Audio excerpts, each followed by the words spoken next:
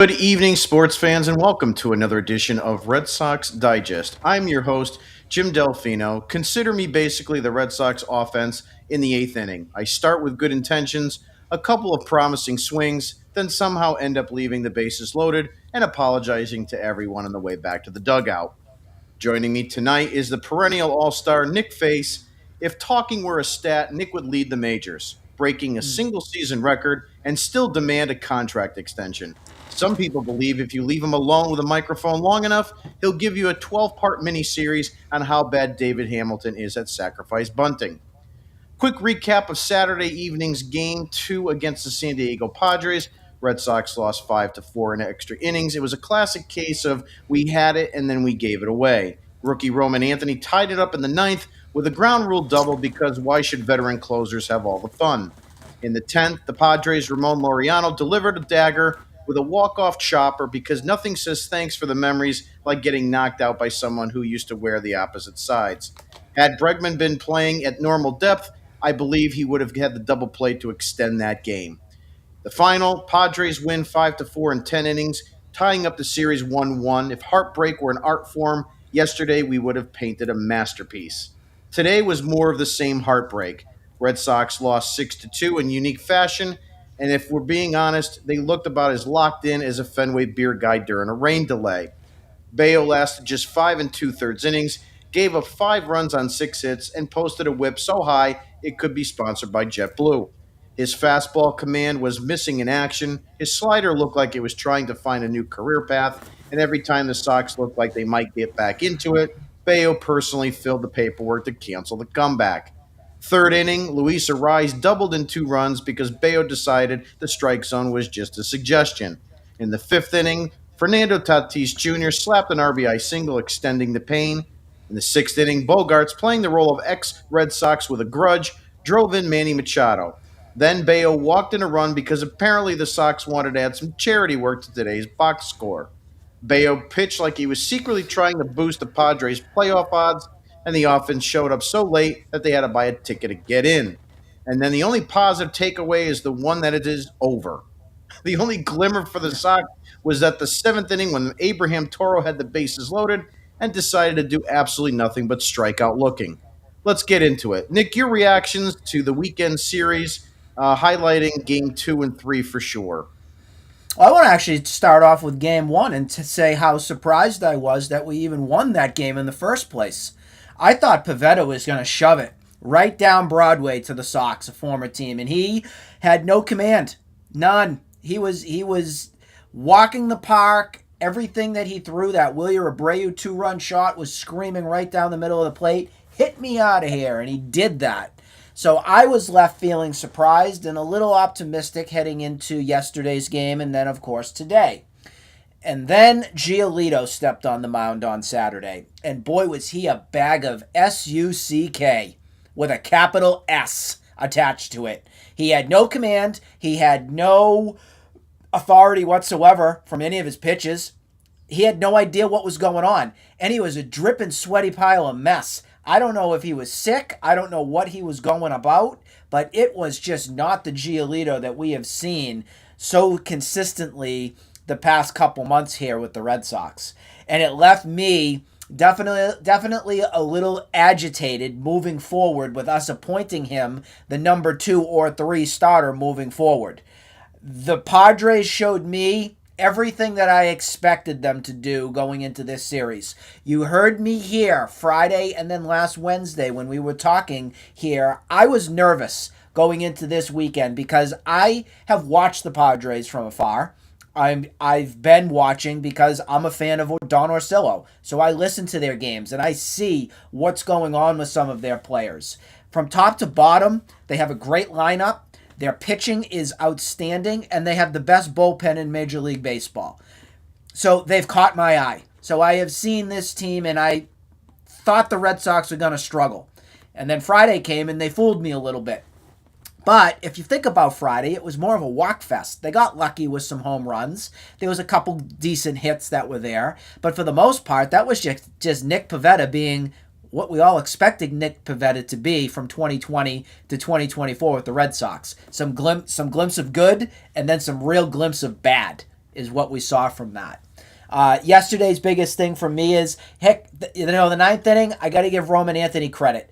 I did not expect the Red Sox to tie the game in the ninth. I'm going to be completely honest there with you. I thought the Bats were going home for the night. I thought it was a sloppy, sleepy, somewhat of a messy game yesterday. And then to my surprise, he was able to hit Robert Suarez.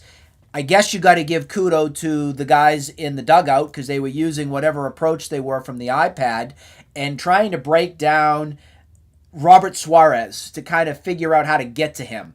So whether that was Jason Veritek or one of the other coaches that was kind of looking into that in depth, good for him. And Roman Anthony was able to take the ball with authority to left field and tie the game.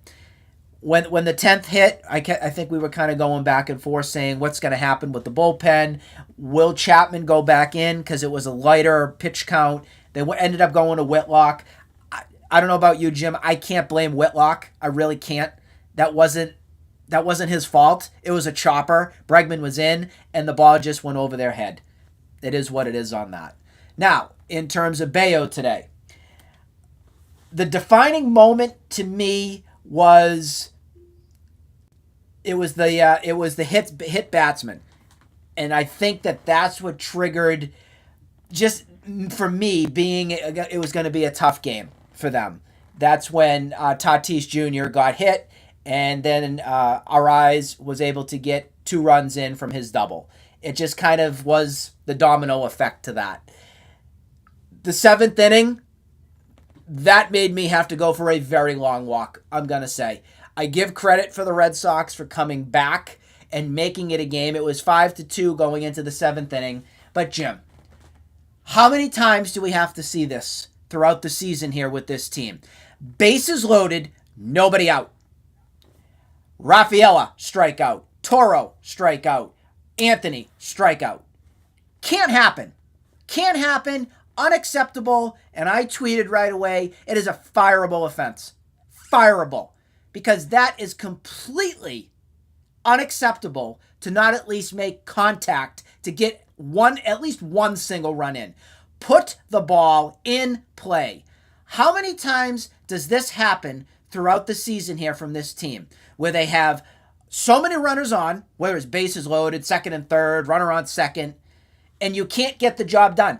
Top of the 10th inning last night, you had Trevor Story on second base. Was it Duran? No, somebody struck out. I forget who it was that struck out.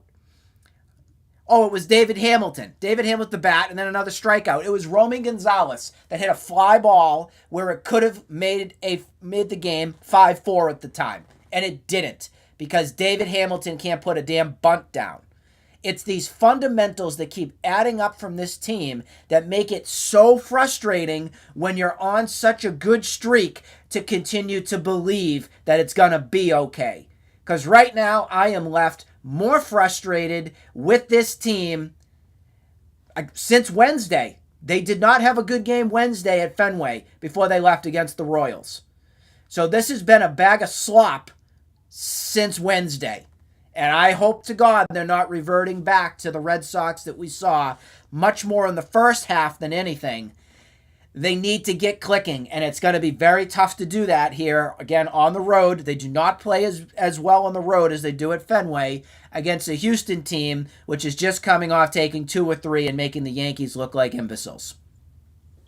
Yeah, I mean, as far as the weekends, this series is concerned, there was a part of me, I'd said on our podcast that I thought they would win 2 out of 3. They very well should have.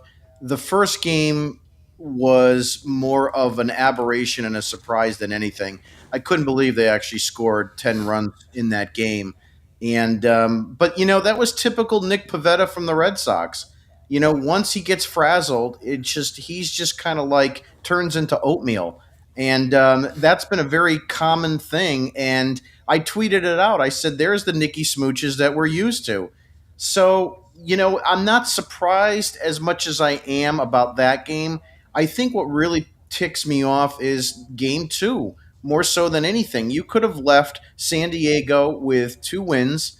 And if you lost tonight, I mean, hats off to Dylan Cease. He still is a pretty good pitcher, even though he's having a bad season. But to your point, that team, if you don't score within the first 6 innings, it's very tough. Now, granted, they scored late in game one, but the rest of that bullpen, I mean, it's just nails. I mean, it's just one after another with Morjon, Estrada, Peralta. I mean, it just goes on and on and on. The one thing that surprises me more than anything is that the Padres actually still go with Suarez to be their closer. He's as Hmm. flat as a pancake. They should put Miller in to close those games, to be Yeah. honest with you. But you know what? Leave that secret for another day. Uh, Hmm. so in game two, Lucas Giolito, 4 and 2/3 innings, 5 hits, 4 earned runs, and 6 freaking walks, and enough sweat to probably sink a battleship. It was Hmm. really Euclid like, and it was Hmm. unbelievable. It's such a sad situation to see that kind of a start happen. And then, of course, today we had Brian Bayo with a stinker, 5 and 2/3 innings pitched, six Yeah. hits, 5 earned runs. He did have 7 strikeouts, but the bottom line here is the starting pitching let us down in the guys that we thought we would get good pitching from, and Walker Bueller is smelling like a rose, Nick. Lucas Giolito was very lucky he didn't get a loss yesterday. That is the biggest thing for me that I look at that because that had more of a disaster written on it than what the box score showed. I don't understand Cora's approach this entire weekend. I thought Saturday and Sunday's game, both of them, I thought managing for him was terrible. I think anything that he threw up for a decision wise, whether it was situationally putting guys in, subbing in, going into the bullpen, not going to the bullpen, it was not good. This was not a good series for Alex Cora managing the Red Sox. Not whatsoever. But I got to look back when it was the fifth inning. You escaped through four with Giolito. He did not look good. He was at the verge of, in my eyes, cruising to be pulled. And Alex Cora did not even have anybody up in the bullpen to start the fifth inning. So I'm saying to myself, what is going on? Is there some sort of a miscommunication going on? Are the bullpen phones down? What the hell is going on? And Ryan O'Hearn comes up after 2 walks were just made from Giolito, and he keeps him out there. I'm screaming up from Mount Everest. Where is Steven Matz? Where is somebody? Put him in. And then he elects to keep him in and he walks again. And then Matz finally comes in. So I was stunned. And then Alex Cora said, well, he had to go 5 innings. We were just in that situation where he had to do whatever it was to stay in that game. Are you watching the game, Cora? Are you seeing what's going on? Because to me, you look blind out there.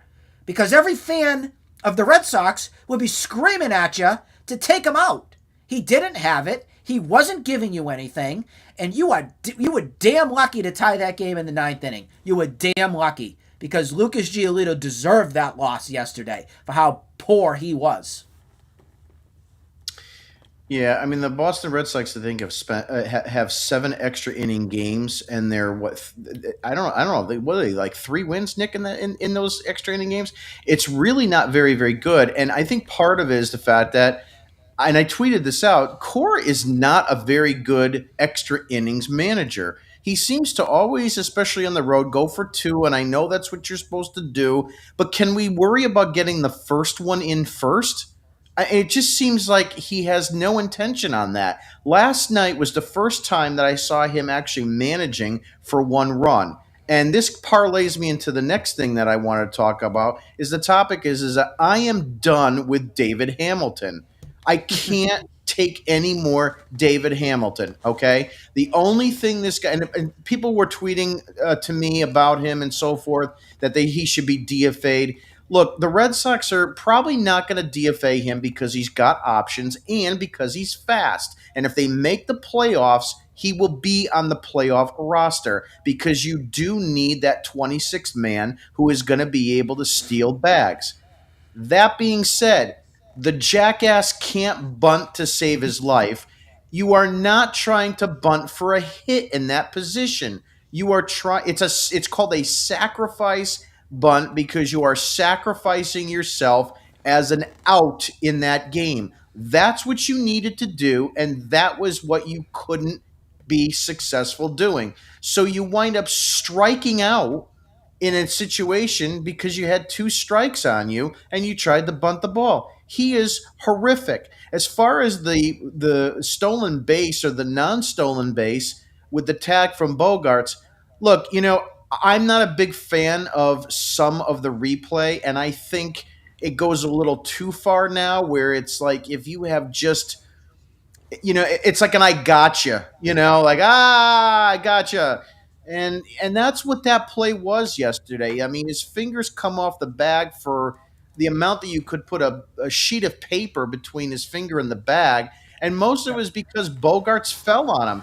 Bogarts was not pushing him off the bag. Everybody says that. He wasn't. He was losing his footing in that whole situation as well. I really don't blame Bogarts in that situation. But I don't blame Hamilton. He had the base stolen.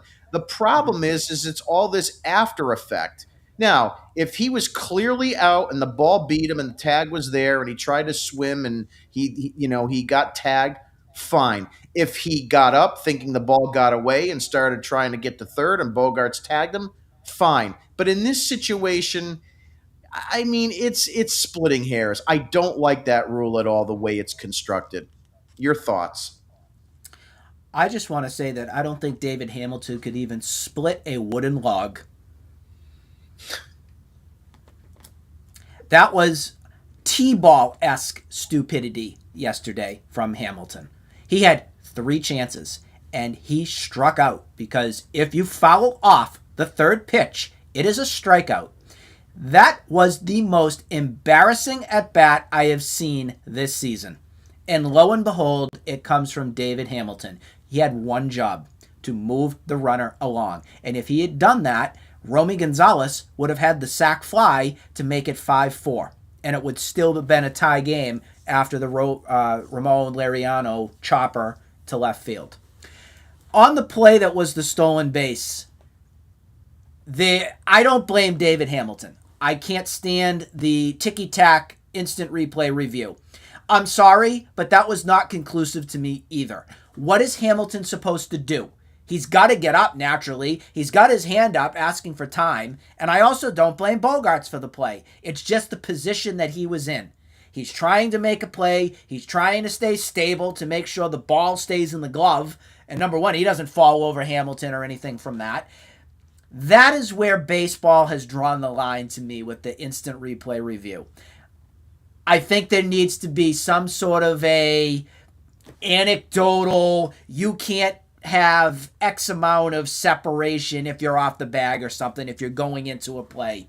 Something along those lines, but that was infuriating last night. And to go to instant replay to look at something that minuscule from something and then to change the call, that's just terrible. That's terrible. That is not what instant replay was supposed to be for when this was brought in. Was it 10 years or something ago when this started?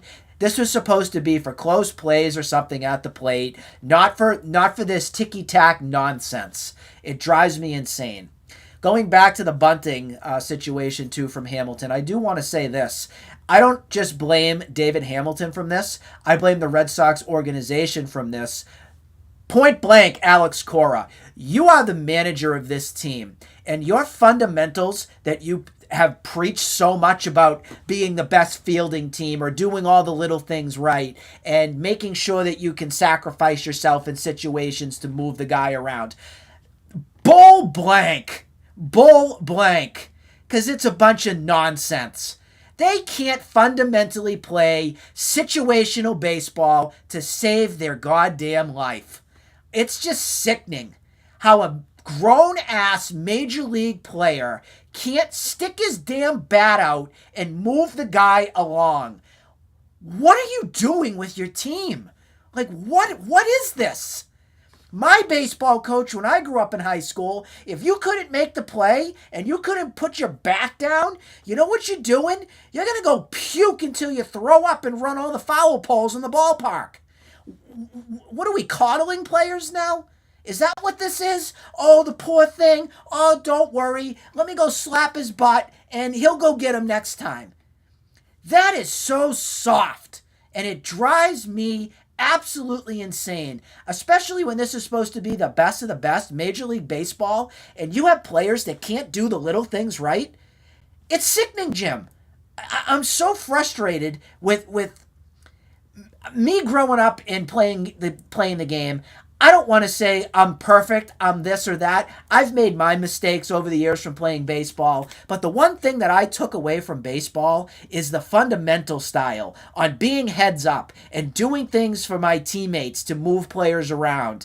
I did those little things. Where are these little things that you're supposed to be a winning team from? Because I've yet to see that with this crew.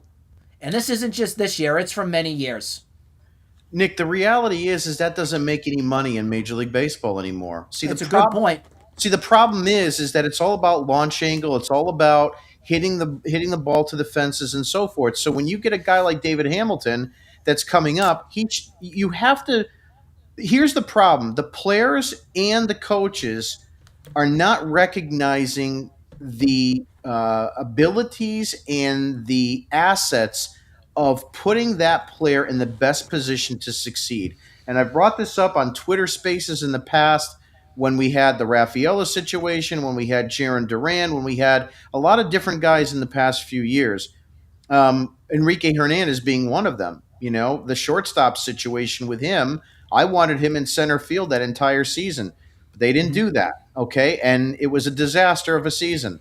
So you have to put players in a position to excel at what they do best at. If you're David Hamilton and you can't hit for gap power and have a slugging in 4.5, 500%, then you have to be able to slap the ball, get the ball on the ground, and beat the throw from the infielders. That's your job. I feel like they need to be, like from Major League. Every time you hit the ball up in the air, you're going to give me 25 push-ups at the plate. That's what they did with Willie Mays Hayes. That's what Cora should be doing with David Hamilton. Stop trying to launch the ball and try to get a hit when all you need is to realize the situation of the game. You're there to bunt in that situation. So if you're not getting that bunt down, then you need to practice bunting, Mm-hmm. okay? Which you should have been doing since you're 7 and you're Mm-hmm. 24 years old. So where is the disconnect of either college, high school baseball, or the minor leagues where these guys are saying, look, David Hamilton, you're not going to be a 320 hitter with 30 home runs. It's not you. You're not chemically built that way. We're going to modify and make you a guy that's going to be able to slap the ball. Vince Coleman is a perfect example of that. Vince Coleman could also bat 300 because he would slap the ball all over the place. So Mm-hmm. that's what a guy like David Hamilton should be doing. And that's why it's so frustrating when you see the fact that they can't do anything in these opportune situations. A perfect time today. And that's my parlay for my next topic, Nick. Is it time to move on from Abraham Toro? Okay, he's been a light and a knight in shining armor and a glimmer of light for this season. But I'm telling you, the tank is getting empty with a guy like Abraham Toro. He batted 296 in May, 279 in June, 221 in July, and now so far 148 in August. I think the writing is on the wall here, which also brings up the fact that the Red Sox really messed up the trading deadline, especially when you hear things like they were looking at Gino Suarez to play first base and they were in on Ryan O'Hearn. So I think the Red Sox themselves knew that the Abraham Toro train was on its last leg. And now you get a situation that he pinch hits for and he looks at a strike. And I don't understand these guys, to your point, can't move runners around and try to get and manufacture runs. Cora should be better at manufacturing runs. And he's not. And he's not going to be. That's the bad part and the sad reality of it. The last thing I wanted to mention on the Hamilton thing is I completely agree with you on the whole slapping the ball the other way. And there was a classic player back when he played with the White Sox. The Red Sox had him for a year by the name of Scott Posednik. He Yep. was outstanding with utilizing his wheels. He wasn't going to be hitting the ball out of the park. He was going to drop it down the left field line, drop it where he could, and leg out a hit and move the guy around. That approach is he's just nowhere's to be found. I would do the same thing with Duran, and I would even have Roman Anthony at times be able to do that too. Because if you had that dynamic, you'd be a much more functional, situational baseball team. That's just my last point that I wanted to put on that. Now with the Abe Toro train, that train has been stalled, and for 3 weeks now, I have been screaming as usual. Thank you so much for May and June. Thank you. I appreciate what you did.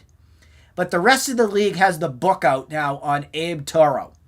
And Abe Toro is nothing but a gigantic hole right down the middle of the plate for these opposing pitchers because there's nothing left to fool here.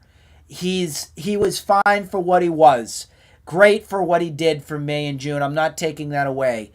But it's time to move along. It is time for him to go back down to Worcester, figure things out, and you need to bring up Christian Campbell tomorrow. That's where I'm at. You've seen enough now. As soon as the deadline was done on that Thursday, on July 31, the first thing that I mentioned, if you dial back the tapes, I said, I want Christian Campbell back up. And quite frankly, I didn't care if he was ready or not. I was ready for him because I have already seen enough to know that the confidence is there, the approaches that he's using is working. And today, again, I mean, he had another great game, and he's making some good plays at first base, too. So he's definitely learned from his time going to Worcester, which is our biggest fear. We thought that going down could kind of maybe not get the best out of him. It could make him not feel like he's going to get back up to the major leagues. And now we're having that conversation, which is great. I also think that you need to look at Mr. Garcia, password. You got to get some rhythm here with this lineup. I'm sick of it. You got to get something going. You got to find a way. And you know what? If that means Christian Campbell needs to play second base and you figure it out and you take a little bit of the defense away, I'm fine with that. And you throw Garcia, Mr. Password, over at first base. Because you need something different right now because it is not working. The offensive approach is not good enough. And I am worried here that we're in August. I'm not going through another August the past 3-4 seasons here. I'm not doing it. And into September. We are on a great stretch right now, and I am not taking my pedal off the gas. I am not doing that. You need to play your best team. And your best players, which are in Worcester, are Password, Christian Campbell, and I'm even going to say Grissom. I am. Vaughn Grissom. Bye-bye, Hamilton. See ya. I don't care about your speed. Come back up when it's playoff time. But give that a shot. See what happens there. And last thing on Toro, he is now 4 for his last 25 right now. That is unacceptable, not good. And as you see from Jim's screen here on the stat, he's hitting $148 for the month of early August, and we're 10 days through. Christian Campbell, according to MILB.com, is batting 268 on the season in Worcester, with a 402 on base percentage. That is a striking number, Nick, and an OPS of 830. He has 5 home runs, 20 RBIs, and a couple stolen bases. So he is getting on base, and he is being sort of a little bit of a force here in the minor leagues. When you are putting out Abraham Toro and his 148 batting average in this month, and you've got what you said, Kristen Campbell, you've got Vaughn Grisham, and I understand the password. I've been advocating for the possibility of him getting some reps at first base. And, why not? Because he doesn't have any room in the outfield. And No. I don't see him making this team in 2025 as an outfielder. I mean, it's possible when rosters expand, but I'm not really looking at it. So I don't know what their plans are with him, if they want him up at all in 2025 or not. I would try him at first base and see. But they need to do something because they need a little bit more offense consistency. Now, again, I understand they scored 10 runs on Friday. That was fine. They should have even won yesterday's ball game. And you can't score 10 runs every night. But you also can't be inept when you are at the plate and you're pinch hitting Your bases are loaded and you strike out on a curveball. You just can't do that. You're facing tough San Diego relievers. And Cora, I understand people are going to say, "Well, that's all he had." That's what the team he's given. Well, then maybe you don't pinch hit Toro in that position because you're facing a tough San Diego reliever. I don't know, but the point of the matter is that the numbers don't lie, and when the numbers don't lie, you have to start making some alterations to what's going on. Yoshida's had a couple good games here. I'll let that pass, but Toro has definitely been a guy that when you look at all the players on the roster from the position side, not the pitchers, he is the one guy that's really sticking out now that something needs to be changed. Your thoughts? Any other closing thoughts on Toro? I would take him off the roster right now. I just would, and I would make the change tomorrow. Whether they do that or not, probably not going to happen. I probably would be when they come back home for Friday. Yeah. I think that's realistic because John Henry, we already know he's too cheap. He's not going to send a plane and get an extra ticket for it's somebody to go be sitting down. They're not going to do that. They So have an off. They have an off day on Thursday, Nick. Right? yeah, they do. Yep. Okay, And so then that would then be it's the Yankees, I believe, right? no. No, I it's think we have Miami. Miami. I think we have Yep, Miami. it's Miami. Yep. So the bottom line here is like to your point, they're not going to do anything unless there's an injury. So they're Yep. not going to do anything in Houston. They'll wait until the Miami series at home, and then if there is going to be a roster spot change, that's the time to do it. I don't know if Toro has any options, so there's always an opportunity that they could option him so that they don't completely lose him by having to DFA the guy. But that'll be interesting to see. But I think you've got to do some sort of move this weekend to get some more offense on that major league roster. That said, I want to just switch gears quickly to this upcoming series, Nick, with the Houston Astros. Now that San Diego is over, this does kind of concern me a little bit. I know you were hoping for a 3-3 outcome. I was hoping for 4-2. I thought they would take two out of San Diego and two out of Houston. I'm a little bit more of a nail biter now. Just to kind of give you, wet your whistle, it is Garrett Crochet tomorrow against Christian Javier, who is having an okay season. Then it is Dustin May on Tuesday against Spencer Arrighetti, who is not having a great year. And then finally, it is Walker Buehler on Wednesday against Hunter Brown, who is tough. Your thoughts on this upcoming series?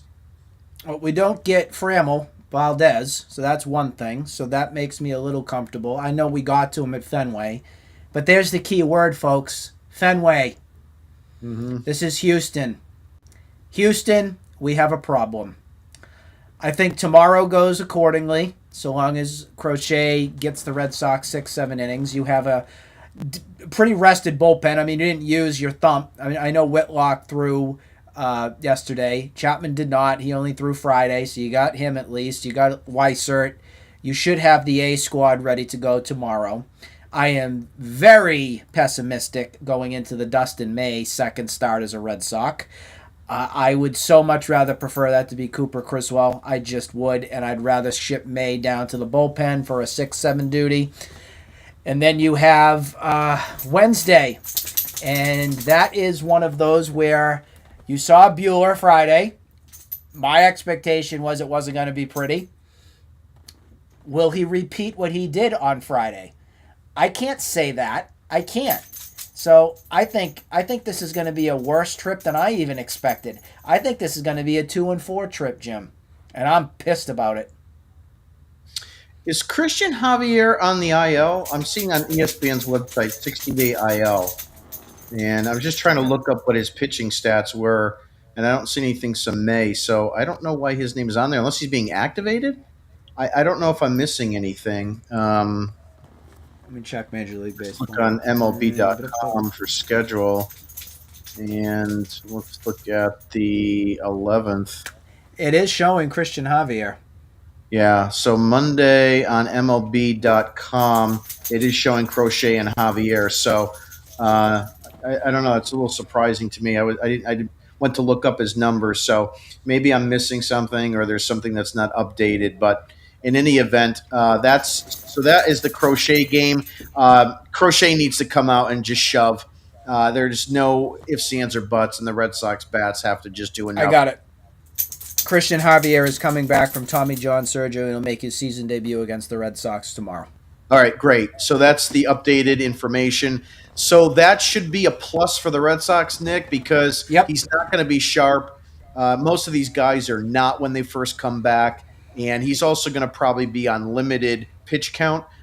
So maybe 40 to 50 pitches. So you're looking at maybe if the Red Sox can get him into 3 or 4 innings, maybe 2, 3 innings. Something like Michael King did yesterday, which we didn't get Exactly. to. Exactly. Yeah, and we didn't even have time to talk about King tonight. But in any event, so that should be hopefully a win there, and then obviously the Spencer Arrighetti game with that was going to be Dustin May. May. That one's going to be a tough one. Hopefully May can, hopefully either Cora or they can do something with him and hopefully right some of his ship a little bit and pitch a little bit deeper into the game. I worry about that one a little bit. Hopefully it comes out well. And then of course the last game with Hunter Brown, that one scares me the most. And I don't have a lot of faith in that. Hunter Brown has been dealing. I know we played against him pretty well, but 9-5 with a 251 and a whip under one. He's a stud, I think, in the making. He's 26 years old. So I don't know. That one scares me a little bit. That 2 out of 3, I worry about that. I do worry about it, Nick. I think the biggest thing that worries me isn't so much the matchups that they're facing, it's the pitching that we have. I'll take Crochet all the way to the bank. I'll bank on that. That's fine. But this, even Spencer Arrighetti, yes, he's not having a good season. But to have confidence with Dustin May after what you just saw and what the Dodgers have seen all season, heck no. I can't tell you that the Red Sox are going to sneak a win out of that. And then you got Bueller up against Dustin Brown, Hunter Brown, rather. Yeah. You're asking for a win out of that, and I can't realistically tell you that. So that's why I'm going and saying, I said 3-3. It's probably going to be 2-4, and that is just not good enough. No, it's going to be a problem if that goes that way, because these are the teams that you need to beat. And I think, did Seattle win? Because if they did win tonight, then they are now, I believe, in the first spot of the wild card. I don't know if I can see this here. It looks like yes. So the Seattle Mariners just did win. They have won 7 in a row. They're 9 out of their last 10, and now Yep. they are in the first position for the number 1 wild card spot, and we are now in the second position, 2.5 up. The Seattle Mariners are 3.5 up, and the Yankees, who did lose, are surprisingly still in a wild card spot. But the Cleveland Guardians are a half game out. Is there a game final today? Just checking. Yeah, they lost. Okay, so they Yep. lost. So they didn't gain ground, and the Yankees didn't lose any. But that's getting a little tight there. The Yankees are 3-7 in their last 10, so they're really Yep. scuffling a lot, even with that super pen that they created. Oh, yeah, that's super pen. Devin Williams and crew, they're just doing great. Yeah, so that's going to wrap it Before up. we wrap, Please go Before ahead. we wrap, the Yep. one thing I did want to mention on my X, Twitter, whatever you want to call it, I have a poll that's up right now to conclude this Red Sox and Padres series. And my question that I asked was, would you rather be the Red Sox organization right now, or would you rather be the Padres organization? And I say that meaning ownership, minor leagues, roster, future, broadcasting, all of that jazz into one. I will let you know right now that the results are in favor of the Padres. The poll is now with 13 votes, 67%. Actually, it's not votes. I don't have that. But it's 67% Padres and 33% Red Sox right now. So, interesting little take if you want to go on to my little profile and give a vote. That's open for 7 days to see. I'm curious. I'm kind of curious to see where fans are at. I was left much more impressed with the Padres organization after this series than I was with the Red Sox. And I know we've got the future of Roman and Christian Campbell and all that jazz that's there, but I think top to bottom right now the Padres look very good, and I would much prefer their GM AJ Preller than I would Mr. Craig Breslow, who doesn't know how to make a move to save his life. Preller reminds me a lot about Dombrowski, but I think Dombrowski is even a little bit more conservative than Preller is. I just Oh, don't under, he's crazy. I just don't understand where they get all these number one prospects and these high prospects to be able to They trade all the scout. They time. They scout. yeah, They they're scout. They develop. They do yeah. all those things that our organization has no clue how to do. I did want to give a shout out to a couple chats. Dave DePari, Padres also got lucky Saturday if you want to play that game. Cora should have had Matt's face Ahern. He Yep. waited two batters late when he brought him in. Dave, can't agree with you more. That's a problem with the way that Cora has been managing this season. And, everybody knows I'm not a Cora fan on that one.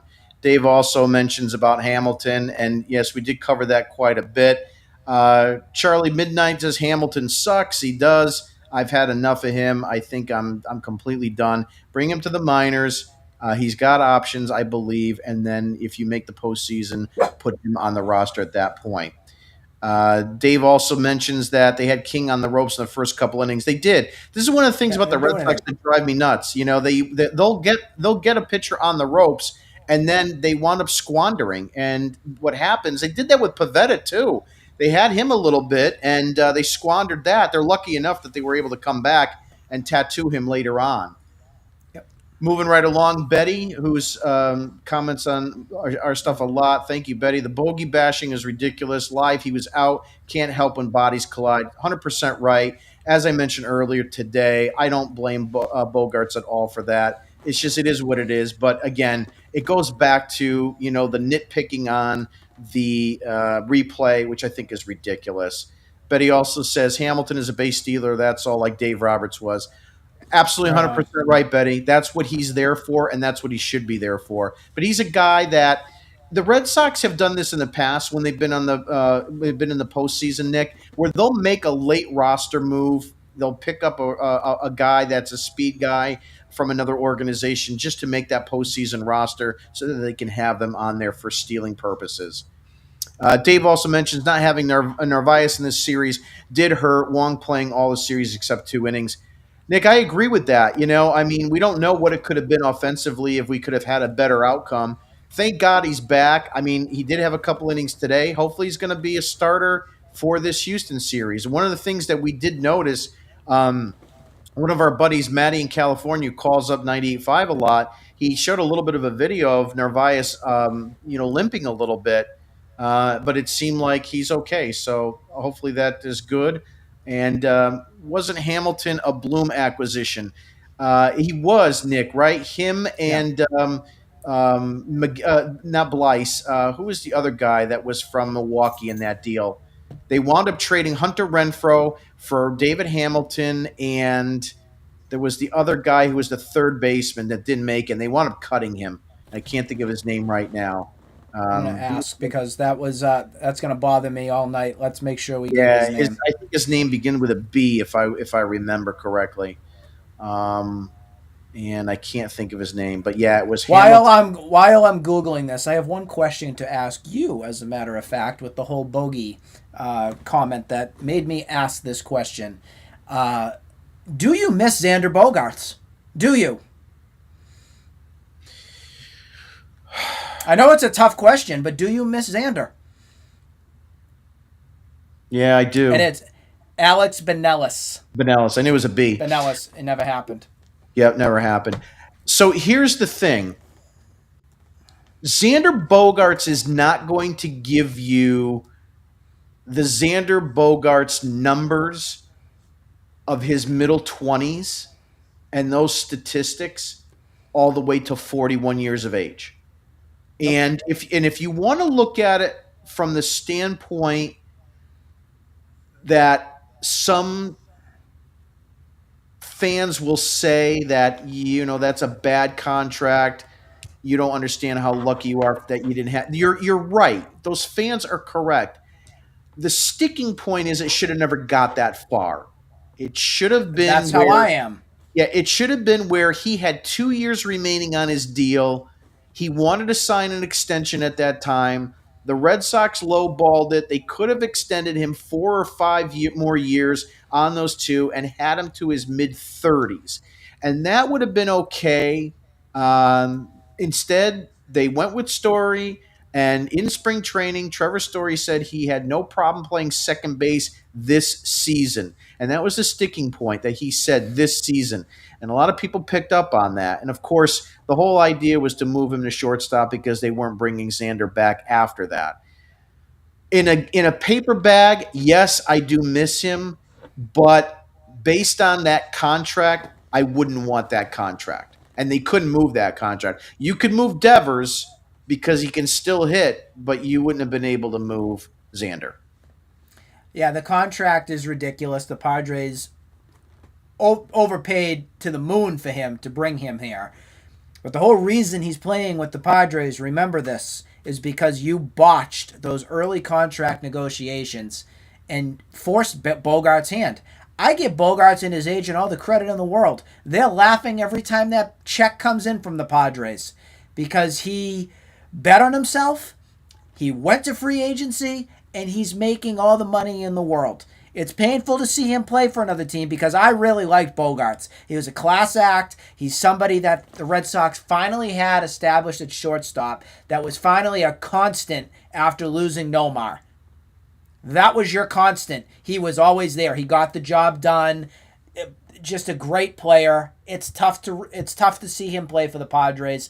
I don't miss the contract of what he's getting there, but in hindsight, your contract would have been a whole lot less than it would be than what the Padres are paying right now if you hadn't botched them like you always do as the Red Sox. They always find a way to screw something up, and he should still be here, and he should have had his career being a Red Sox.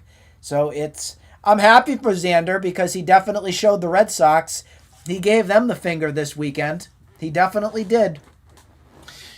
It's quite striking when you look at some of the numbers with Bogarts that of all the different shortstops this team has had over the course of their 100 plus year career history, that he still leads in amount of innings in shortstop. Yep. It's an alarm, and I think games played too. So it's an alarming thing to realize that he had It's that much of been an impact. it's been a revolving door since Nomar. That's what it's Yeah, been. You've yeah. you've had your Edgar Renterias, your Orlando Cabreras, your Julio Lugos, your Steven Drews. Then we finally get the development of a Xander Bogarts. Oh, I Hmm. can't forget Alex Gonzalez. He was great with the glove. Yep. 2006. That was flashy. You even had a little bit of Jose Iglesias, who's still playing. He's playing with the Padres right now. So you had a little bit of that too. But that's what your shortstop's been since the Nomar days. It's crazy. It might be the position we've had the most turnover with. Well, you could make that argument for a lot of them, Nick. Though they'll wind up getting an established player at a certain position, and they'll have that player for quite some time, and then it seems like they never get that replacement that's going to be a long-term solution. Look at Pedroia. I mean, they had trouble at second base for a number of years. Pedroia comes in 2006, wins Rookie of the Year 2007, and Yep. then he's a staple there for 10 years. And now it's been a revolving door at second base as well, and we still don't have an answer there. Yep. Same thing happened at first base for a number of years until Mo Vaughn wound up coming on the scene. They had a lot of Mhm. trickle through there. And then after him, it was trickle through with a lot of Billy Joe Robidos and Carlos Mhm. Quintanas and all these guys that came through the organization for years and years and years, but they've never had.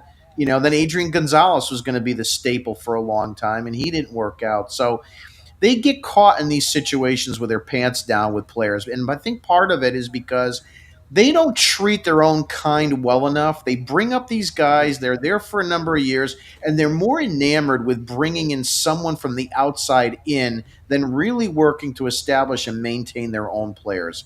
But that's a story for another day. Last Yep. one comment that I wanted to bring up, Nick, before we wrap up. Dave also mentions Murphy might be replaced soon. Yep. Came off the IL, looked pretty good. But you know what? I was even talking to our buddy Dave, our other buddy Dave there, and he was saying that I think the Murphy train's got to end too. Bring back Bernardino. Nick, your thoughts Yep. on that? Yep. Yep. I'm in the same boat. I liked Murphy from what we saw from earlier on, but he's fallen off the choo choo train. And it's time for Bernie. Bring him back. Or Chriswell. Bernie or Chriswell. If you want a right handed guy, that's my other choice. And then I throw Dustin May to the bullpen. That would be my going hope. I Yeah. do not want Dustin May as a starting pitcher. I'm going to put that on record right now. I don't like it. I don't want it. I want Chriswell as a starter. That's my hope on what they do. So I think if he has a stinker again, that he needs to be removed from that rotation, and they should bring Yep. up Criswell. Criswell's been very, very good. He's one of the Yep. cheapest options in baseball. I had a $1 million deal last year, $1 million deal Yep. this year, and he's Put him looked up. good. He's giving you quality start. So they're going to have to really like look into that and bring him back up. I think really, really quickly. So that's going to do it for tonight. Please go ahead and subscribe to our digital newsletter at RedSoxDigest.com. That's RedSoxDigest.com. Free newsletter, and you can also donate to the cause as well. And other than that, we will see you tomorrow night. And Nick, have a great evening, and Red Sox You too. Nation, have a great evening. Take care, everybody.